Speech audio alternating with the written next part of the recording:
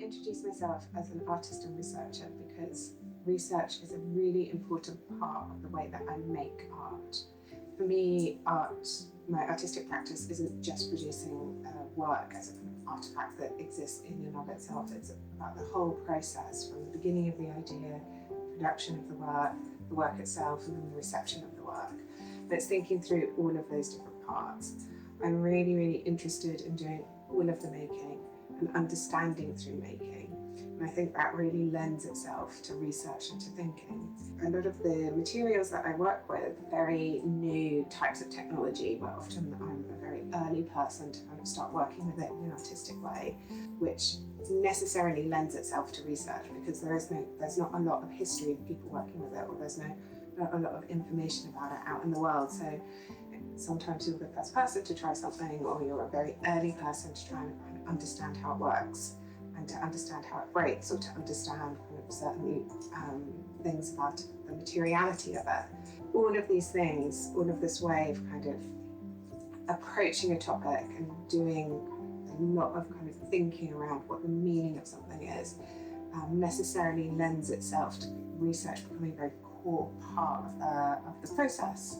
I think in many ways there's a lot of parallels between how a scientist works and how I work as an artist, because both of us kind of approach a problem and have an idea about a problem, or have an idea about how something works, and both of the kind of ways of working involve kind of testing, iterating, and recording those kind of tests and iterations to produce something that then is presented to the world.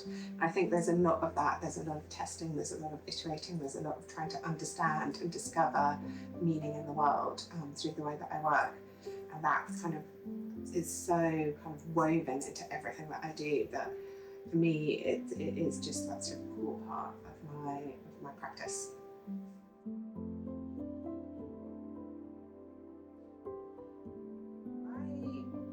It's very difficult to define artistic research or to put it as a separate category, because for me, artistic research is just research. It's equally as good, equally as rigorous, equally as important as academic research or scientific research or research that exists in other fields. The same amount of effort and intensity and work goes into it. Artists are trying to discover and understand the world, and they're doing it through a range of ways. Kind of sometimes that's outside of these kind of more traditional research fields, but they're often coming up with answers that are important or might not have been discovered otherwise. And there are many, many instances of this happening, particularly in science and technology and the artistic research that sits there. I think maybe part of it is because anyone can call themselves an artist in the way that you need to have degrees or accreditation to call yourself an academic or a scientist, that it doesn't carry the same weight or isn't held to be as important. But I think this is a mistake, because I think artistic research really does reveal important things and answer important questions about the world and how it works.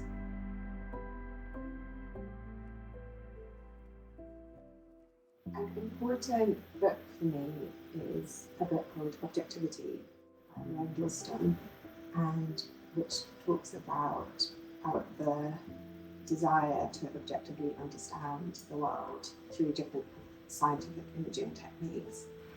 And I think that is I place my artistic research in this lineage of trying to understand the world through different imaging and through different techniques, and how ultimately it's all subjective and how ultimately it all fails.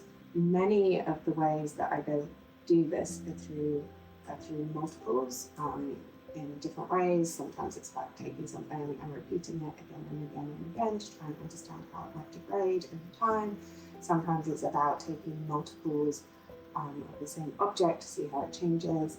Sometimes it's about understanding through kind of taking something and just looking at it through different imaging techniques. But I think this idea of kind of repeating again and again and again is something that comes back in different ways, both subject matter and technique and material in my practice. I also think that I iterate a lot, so again, it's kind of thinking about kind of a very scientific approach to making work where it's constantly trying to repeat and see and measure and change. I also think measurement and quantification come back again and again through various different ways, trying to understand how it works, trying to understand how it fails, especially in relation to the natural world. I think there's something really interesting about trying to put these man-made systems onto the world where they were never designed. So they existed a long time before these kind of ultimately fake systems were placed on top of them. So I do think there are various different threads and strands in my research that I keep returning to again and again and again.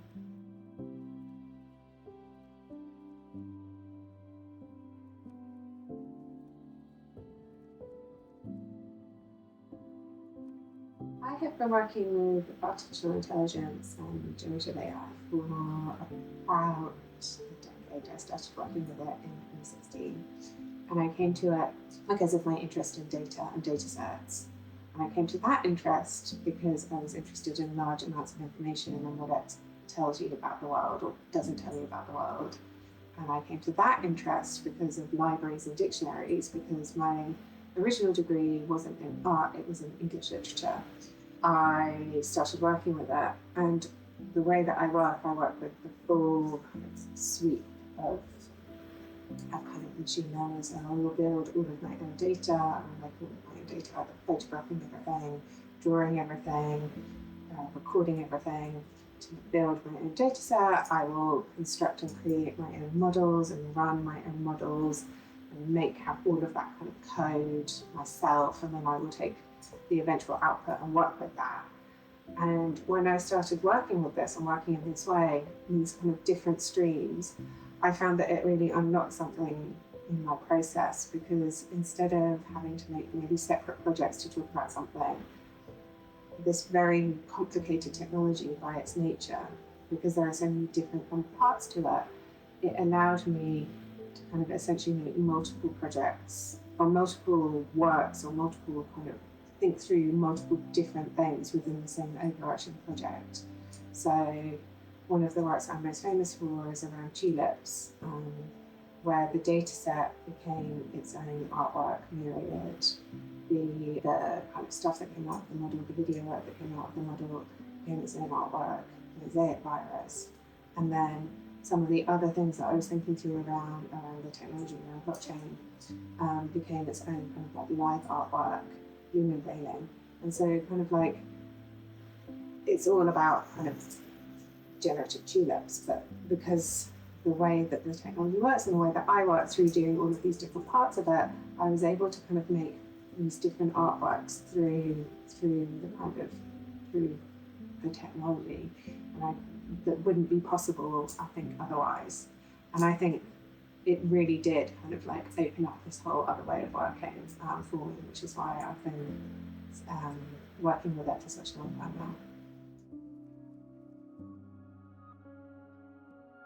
Since I've been working with machine learning, the quality and the ability to reproduce something has changed dramatically. When I first started working with it, the most you could get out, or the best quality image that you could get out was 256 pixels by 256 pixels. And then quite quickly after that, you could get 1024 by 1024.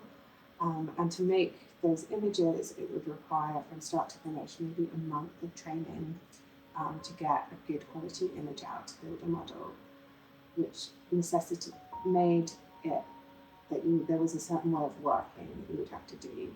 You would also be able to run all of this on maybe a single GPU. You could do it kind of inside your studio. I think there has been a big shift since OpenAI, DALL-E, and ChatGPT, and other kind of large language models and text-to-image models, where you can very quickly generate images, but you have no real control over the model or the weights, the code, the data that has been used to build it. Because I'm so interested in understanding how everything is created from start to finish, there's been almost a shift for me.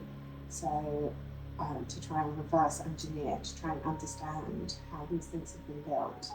Because I think it is really important when you're working with technology to understand it and to kind of see how it's been made. So I think there's been a real shift for me in trying to kind of work with this newer type of machine learning in an ethical and conceptually interesting way.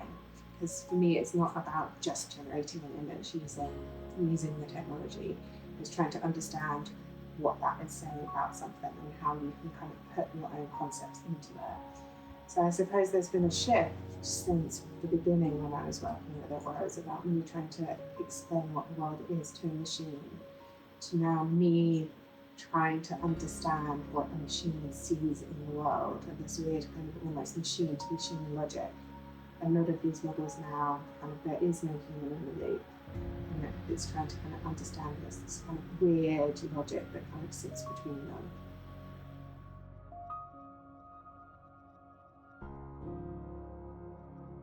The relationship between art and technology is a profound one. I mean, all tools, in a way, could be described as a technology. It's something that kind of extends your ability to do something. And artists have always been taking the latest technologies and trying to use them as part of their process, to break them, to use them in ways in which they weren't necessarily intended. I think there's this really long history of that. I think as part of that, you have artists working with machine learning, artificial intelligence that go back to the 1960s, where artists were invited by research labs in to kind of work with the machines, with the robots, with the algorithms to produce work. I think some of the current debate around machine learning, AI, and art focuses around creativity and whether a machine can be creative, whether humans are creative, where does creativity sit. I think some of this can be almost a bit of a red herring. I think a lot of the questions around this debate around AI and creativity go back to ideas around conceptual art in the 1960s, where there were questions of whether artists like Seoul, for example, who essentially wrote series of rules which are not that dissimilar to an algorithm, are now really recognised as very important conceptual artists. And this question around whether a line can be art, whether a piece of whether a river can be considered art, all were questions that were kind of being thought about and talked about 50 years ago. In many ways, machine learning is just holding up a reflection of the society that we have. It's just taking everything, all this information in the world, condensing it, and then reflecting it back, sometimes in a weird and distorted way. But it is a reflection of what it has taken in. It's a reflection of us. So it is more like a mirror than a lamp. I think that the kind of promise of artificial intelligence, genuinely new way of kind of approaching and thinking about the world that isn't necessarily maybe modelled in the human brain, but is something other, something more akin to maybe octopus intelligence. That promise is still there. I don't think it has fully been articulated in art yet. That weirdness of kind of like a truly non-human way of seeing the world. I think that's still to be seen, which to me is exciting.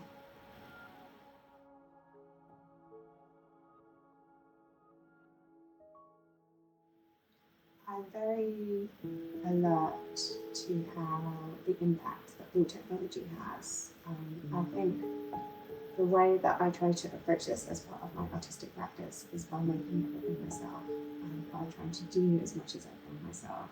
Because I'm running it on my GPU, I can see in my energy bills when I'm training something, I can see that spike of energy usage. When I'm building my data set, I can see the waste that occurs by having to photograph everything and store everything and do all of that work. It's very real and present in the way that when you're just clicking a button and having it ping off to a server and come back with something, you're not. And I think it's that kind of attention and knowledge of the kind of physical thing or the process running in front of you that allows me to kind of understand the impact that I'm having and to maybe moderate it or change it.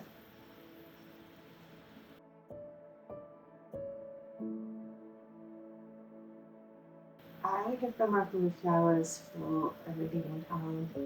um, since before tulips, but I'm most well known for working with tulips in mosaic iris and myriad other projects.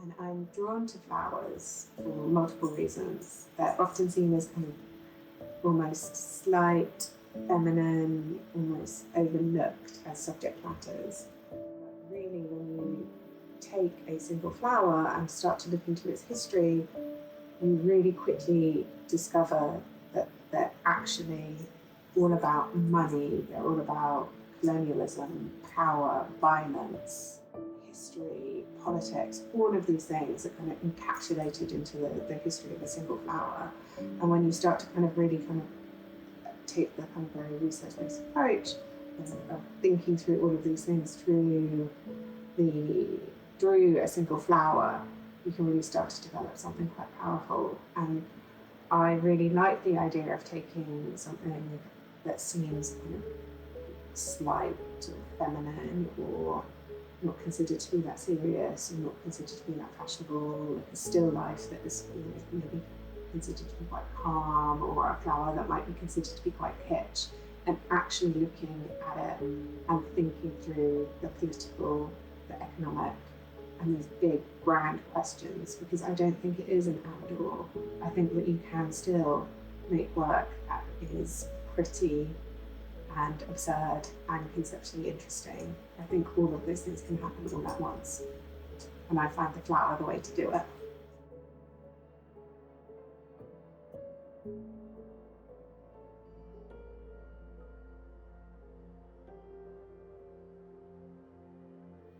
The works that I'm presenting in this exhibition all have come from my initial research into flower garden, an idea that was originally conceived by Carl Linnaeus back in the 18th century, who noticed that certain flowers would open and shut at certain fixed points in the day. And he had this idea that you would be able to build this garden that would essentially function as a clock. This is not the case. The flowers that kind of hold this trait exist across multiple geographies, multiple seasons, multiple kind of different living conditions. So it's actually impossible to physically build a flower clock. But this idea has been there for centuries, with gardeners trying to attempt it. And I wanted to try and do that, but I wanted to do it in a digital way. I've also always been really interested in how time functions. It's a really weird thing that time exists at all, and how we measure it and how it behaves, and how it behaves on a computer is also super, super interesting, and how it's encoded and how it's kept and standardized.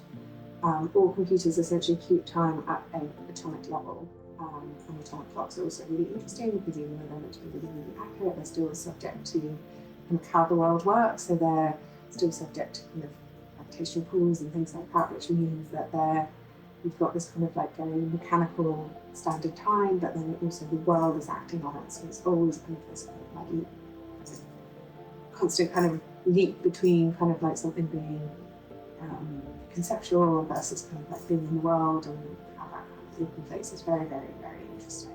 So I wanted to see this collision between the natural world, where you have these things opening and shutting at kind of loose times of the day, and working with this kind of very precise algorithms on a machine.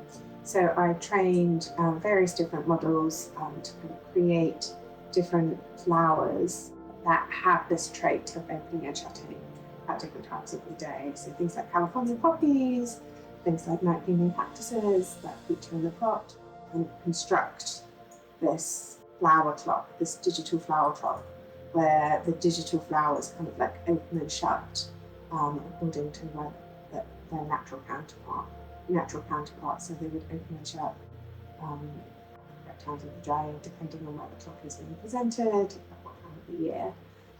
It's a 7-screen work. Each of the screens has a different flower that has this trait. And so it's this way of kind of thinking back to different forms of telling time. The flowers are non-human ways of telling time, but the way that they're behaving in this clock is also thinking back to an earlier form of telling time, a more medieval form of telling time, where time wasn't kind of was broken up. Time was broken up by the amount of light in the day. So an hour would kind of be adjusted according to the season and the place that you were in, rather than now science is trying to make time into smaller and smaller and smaller units. So it's thinking about kind of that tension that sits there. And so Circadian Bloom is the seven screens with the seven flowers. And Occipitalum is an extension of that work. It is taking the night flowering cactus and then looking at how light levels change throughout the year. So as the screen fills with the flowers, that's the nights kind of becoming longer, and then as the piece goes place, the nights kind of contract or the flowers contract as the nights become shorter. And so it's thinking again through these kind of different levels of time. So thinking through, and then Occipitalum thinks through time at the scale of a year and it happening very rapidly.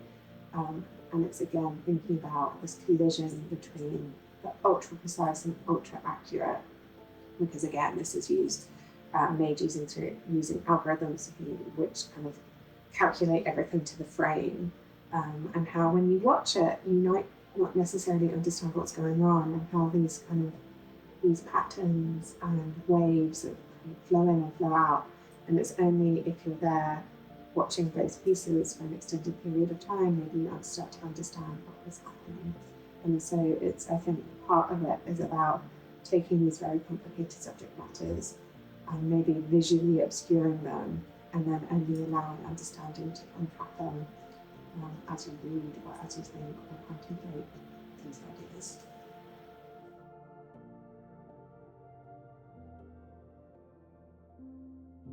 Transience and ephemerality are really important parts of transience and ephemerality are really important notions across many of my projects and many of my works, and also many of the ways that I like to make work.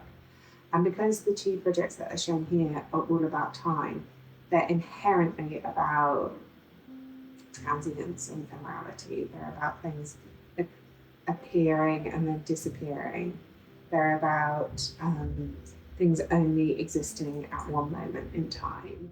The way that circadian bloom will change throughout the year means that each time that you came to see it, if you saw it every single day for a year, you would be seeing something new. Because of how circadian bloom works, if you came to see it at the same time every single day throughout the year, you would see something different, because it's constantly changing in response to the amount of light. It's constantly changing according to kind of when the sun sets and when the sun rises. So there's this kind of inherent kind of like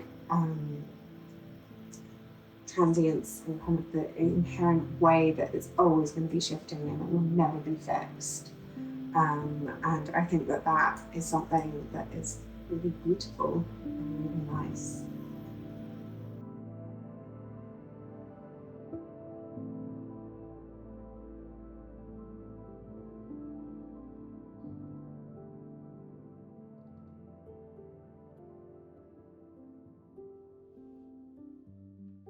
Circadian bloom grew out of. So I made circadian bloom as a direct response of my understanding of time during the lockdown, during COVID, where I found myself completely unmoored from the sense of time, when I didn't really have any notion of weeks or months or even sometimes seasons, or seasons changing, especially because I was living in a flat in London with very little access to nature. And it came out of this desire to reconnect into nature and the natural landscape. I worked with these plants to try and reconnect and reintroduce these notions of ways of understanding time in nature.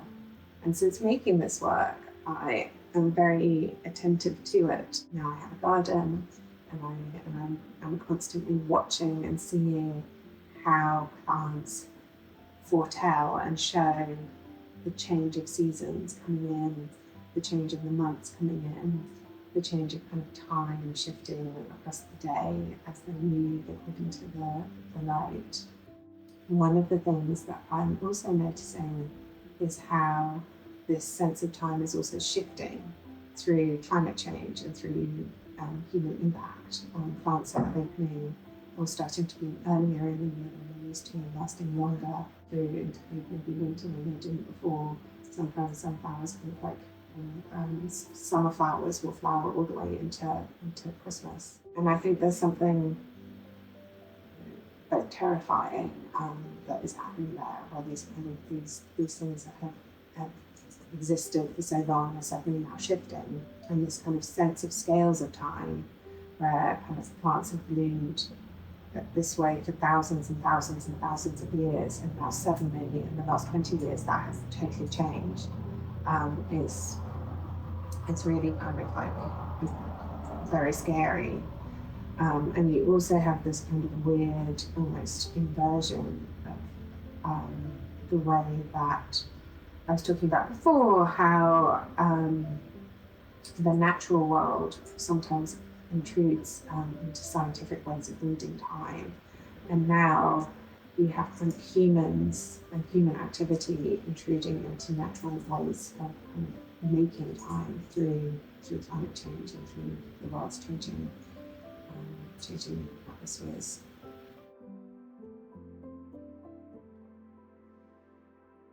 So the climate crisis is very bad.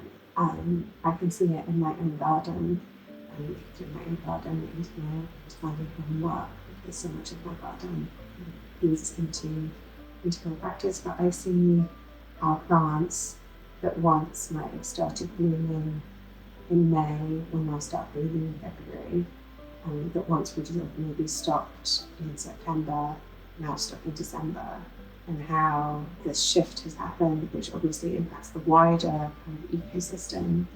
I see how I can grow Mediterranean plants that once I would have had to bring in winter because it would get too cold. They're very happy to flourish out in my garden now, and how I see how they're kind of in the summer, these sudden downpours, which really makes it difficult to grow seedlings. Last year, it was such a wet summer, which meant that there were so many slugs, which meant that everything got eaten. And all of these little things that kind of like on their own don't seem much, but when you start kind of compare them year on year on year, which you do, I think, when you garden, and you do when you're doing something, because a garden isn't just something that you do for a small amount of time, it's something that you do across a lifetime, really. You start to see these patterns, and you start to see how worrying and scary it is. And so I see that again.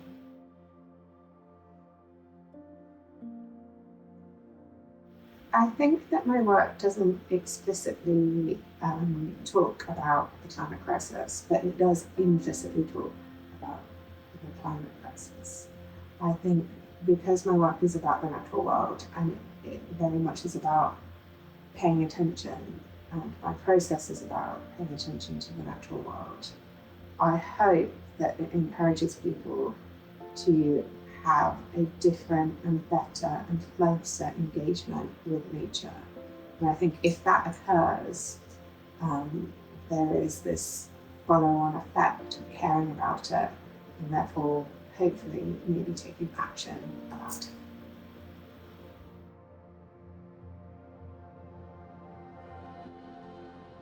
I will always be working with flowers. I think flowers are the things that, the lens in which I see the world. I think they're this really rich thing that opens so much up to me. And what I'm excited about is to kind of explore them a bit more, thinking about how machines understand machine-made flowers or synthetic flowers or artificial flowers, or what happens when there is kind of no human in the loop in all of these very large interconnected kind of systems. So I'm really interested in kind of exploring that. I'm interested in kind of thinking through maybe some stuff around genetics and machine learning and economics, and I'm hopefully going to partner with some different botanical institutions to do this in the future.